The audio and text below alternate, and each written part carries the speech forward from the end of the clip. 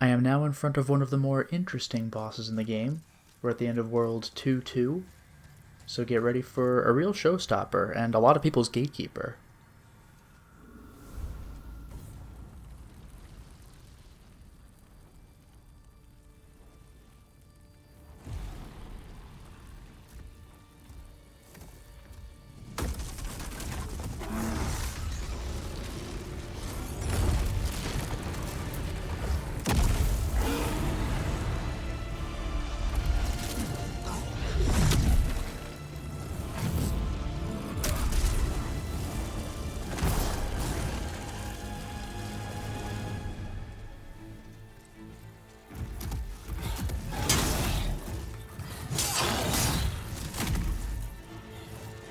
He should be a gatekeeper, but I've already beaten World 4-3. I'm a little stronger than I would normally be.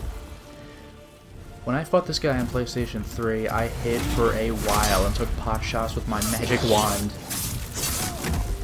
But now, as you can see, I've reduced him to half with barely any effort. What I like about this guy is that he has a lot of fire as his whole aesthetic and everything, but his AoE attacks, I think, well, they might actually do fire damage, but they're a result of raw force, which I'll go into shortly. I don't know how well you can see this guy. Get a load of his face. Do you see anything about his face? It's hard to tell.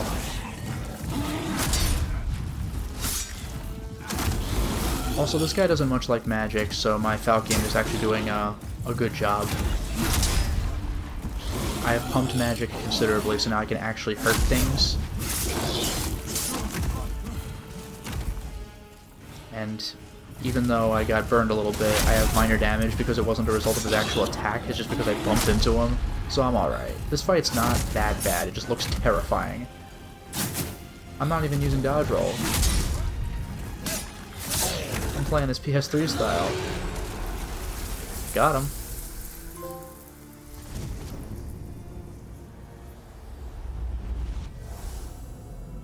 There you go. Now, why did I want to focus on his face? Well, let's see if we can get a little bit of information on that. We have the Searing Demon's Soul. A source of great power, that's all you get? Okay, in that case, I'll try something just a little bit different. Why don't I take a look at a piece of equipment that I got just outside of his boss arena, at the other end of the hall. Hands of God. These are the Cestus weapons in Dark Souls, I guess. Pair of fists belonging to a man who became a pugilist god. Once there was a mighty warrior who slaughtered dragons with his bare hands. True men would come to worship his very fists, and legend spoke of him as the Big M. Now, that is the way to the proper dragon god boss fight, but what if I strangely go backward? You can see this crazy giant spine over here. In the hallway leading up to him, giant bones. You don't really get much in the way of dragons in this game. There are the red and blue drakes, I guess, but there's just dragon bones leading up to this room. It is implied that this boss was Big M. Who was Big M exactly? Well, if you talk to Ed and Baldwin, the blacksmiths, they're also pugilists. Not that you get this in Demon's Souls PS5, but on PS3 you can see loading screens, including them fighting each other in friendly sparring. They revere Big M. They're like, oh, you think we're tough, you should have seen Big M. And if you looked really closely at Flamelurker, you might have noticed he only had one eye.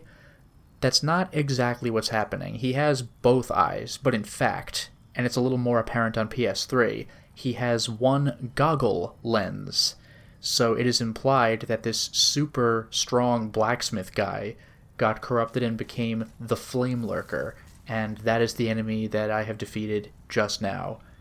Really a shame, but the idea of heroes corrupting and turning into twisted demon bosses is not original to Dark Souls. Demon's Souls did it beforehand.